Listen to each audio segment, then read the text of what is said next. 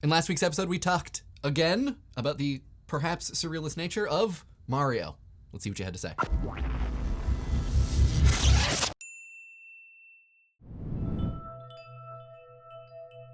Some of you may have noticed that last week's episode was familiar, and that is because it was, in fact, a rethinking of Idea Channel's very first episode. And some people wanted to know why we chose to do this, and I think the number one reason, the number one inspiration was I was sitting around thinking about how we possibly make the last Idea Channel episode before our like 3 final wrap-up episodes. How do I possibly make a decision about what to cover in the last, sort of standard episode? And it just felt conclusive and right to essentially go in a big loop, to finish where we started, and to see how the show has changed. And I think that's sort of the big outcome of it, that we were the most excited about, and the thing that sort of confirmed that it was a good decision, is that we can show with a repeat of our first episode, like how we would treat this today. If I were having this idea this week, that's how I would do it in comparison to, how we did it when the show started, which was, 9 minutes shorter.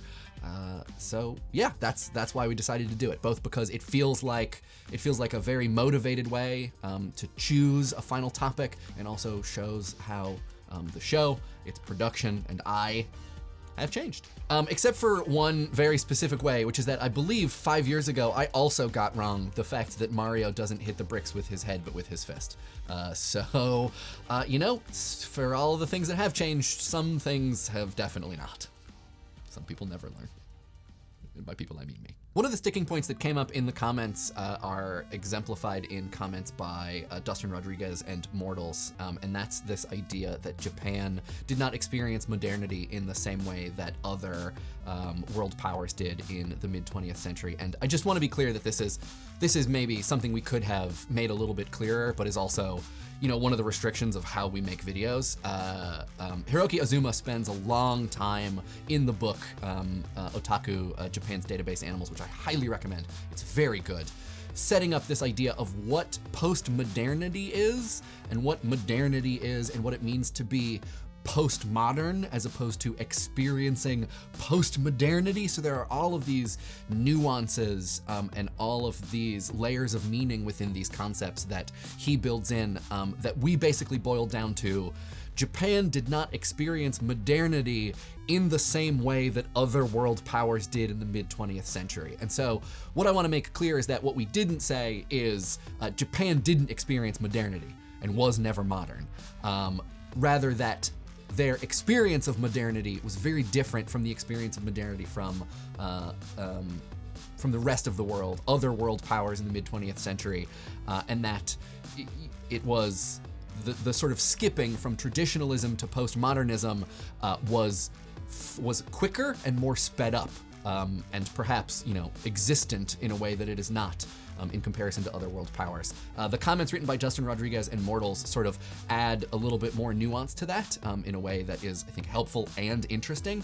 And I would also recommend, if you want to know more about this, to just read Hiroki Azuma's book, which is dope. But yeah, these were great comments. Thank you for adding this nuance and for giving us a little nudge in this way.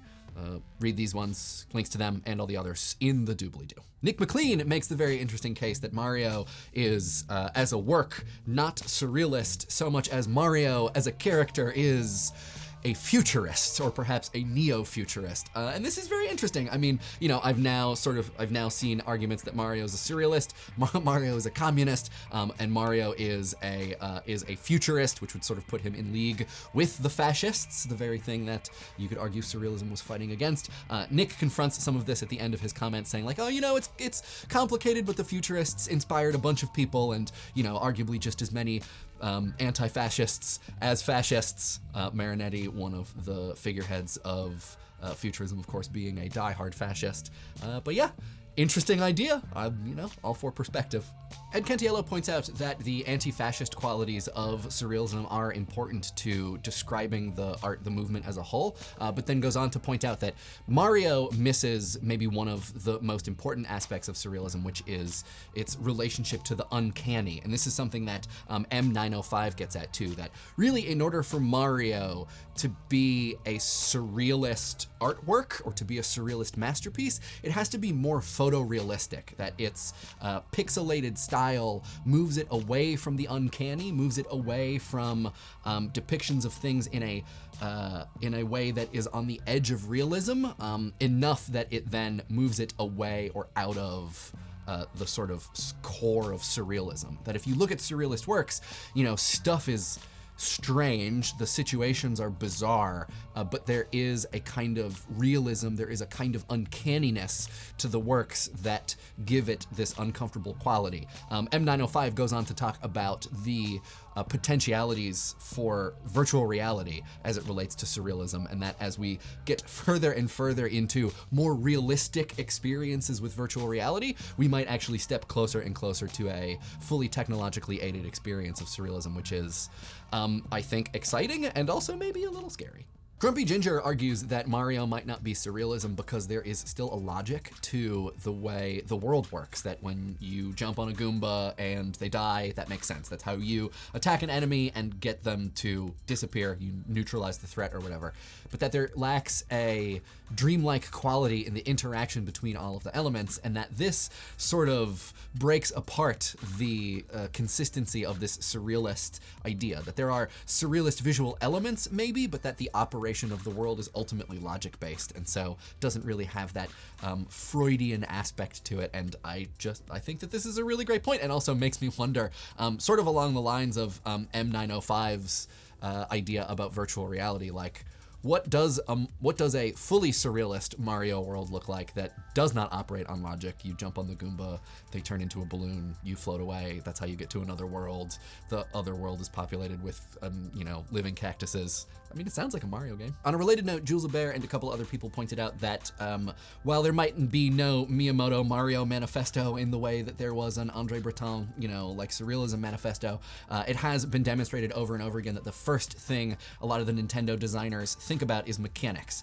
and everything follows from there. That they think about how the segments in the world interact and then put stuff on top of them, so that they can sort of go far afield with the dressing while all of the internal logic makes sense. And there was recently a big conversation about this related to Splatoon. People didn't decide that they were squid related first. They started with, what if there's a game where your characters shoot ink? What does it make sense to make a character that shoots ink? It makes sense to make them a squid.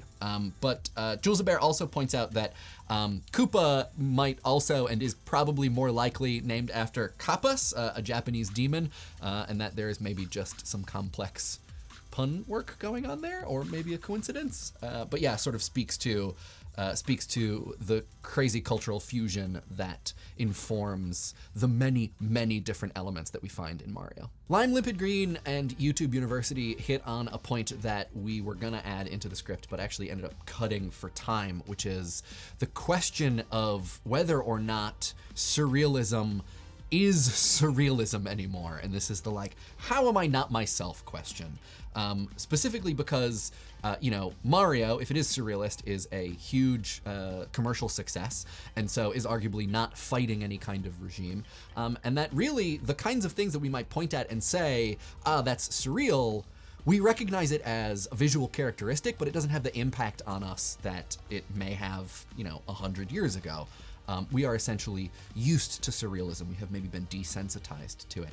And there's a case to be made that surrealism as a visual movement is the most influential visual movement, period. And that you saw more things seeking to reproduce the visual qualities, the juxtapositions, the attitudes, the uncanniness that surrealism became known for in far-flung places, from popular media to advertising to commercial works and all this other stuff.